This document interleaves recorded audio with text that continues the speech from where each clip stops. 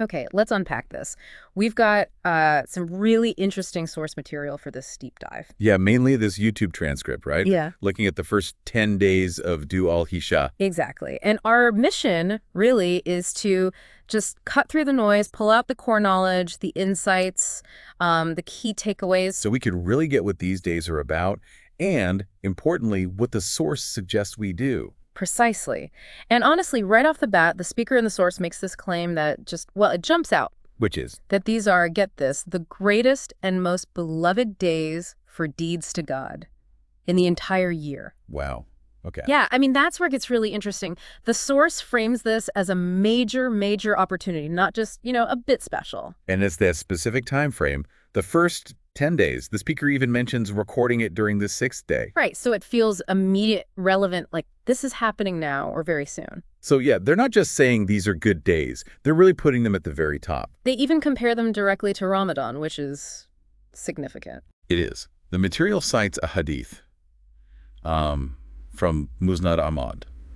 It says, "There are no days greater with Allah, nor more beloved to him for performing good deeds in them than these 10 days. Greater and more beloved for deeds than at any other time. Exactly. Think about that. According to the source and this hadith, it potentially elevates these days, maybe even above Ramadan, in terms of the value of deeds done within them. Wow. The source even explicitly suggests that charity given now, in these 10 days, is considered better than charity in Ramadan. Better than Ramadan charity. That's a really strong claim from this source. It paints these days as a kind of spiritual charging station then. That's the term used, yeah. A period to sort of set the tone for your faith, your worship for the rest of the year. Huh.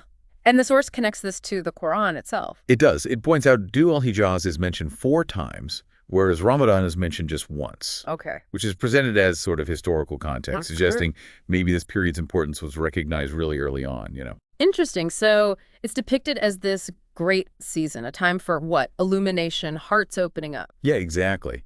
And this is where it gets very practical, very personal for the listener. How so?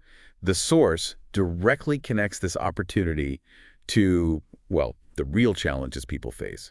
Illness, money problems, social issues, debt, even depression. Right. It positions these days as this significant blessing, an opportunity. It uses that Arabic word, nafa, from God. An opportunity for what, though? For potentially dramatic change. The source is quite direct, saying something like, feel like there's no hope for dramatic change. Hurry to God. This is one of the greatest blessings throughout the year. That's powerful, tying this spiritual season directly to overcoming life's big struggles. And because the potential is framed as being so high, the message is clear. Yeah. You need to increase your effort. Your output should be higher, basically. Like the reward is potentially magnified, which naturally leads to the question. Okay, so what should we be doing? If we're meant to ramp things up, what does the source say are the most effective actions? It gives a prioritized list, actually. Okay, let's hear it. What's number 1? Top of the list, according to this source, is the remembrance of God. Dhikr. And here's where it gets really fascinating. The source suggests that remembrance is the greatest deed, specifically in these 10 days. Wait, the greatest deed? Even better than, say, reciting the Quran during this specific time. That's the assertion presented, which is notable, right? Because generally, Quran recitation is often seen as the highest act. Yeah, definitely. So why remembrance now?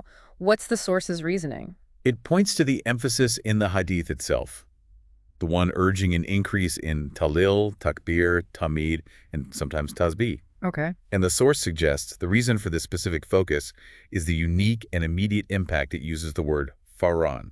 Immediately, that remembrance has on the heart during this particular period. An immediate impact. Interesting. Okay, so can we break down those terms? Talil, takbir, tamid, tasbih. What do they mean according to the source? All right, so based on the material, Talil is saying, La ilaha illallah, no God but Allah. The source connects this to, like, emptying your heart of everything else. Clearing space. Exactly. Then the word, Allahu Akbar, Allah is greater. The source suggests really contemplating that his greatness compared to, well, everything. Creation, your own desires, worries, whatever feels huge. Putting things in perspective. Totally. Then tamid, alhamdulillah, all praise is due to Allah. The source highlights this one, fills the scale of deeds, it's deeply beloved by God, and crucially, it's a reason for God to hear and answer your prayers. So it's almost a form of supplication itself. It's presented that way. Yeah. perhaps the best form. And finally, tasbih, subhanallah, glory be to Allah.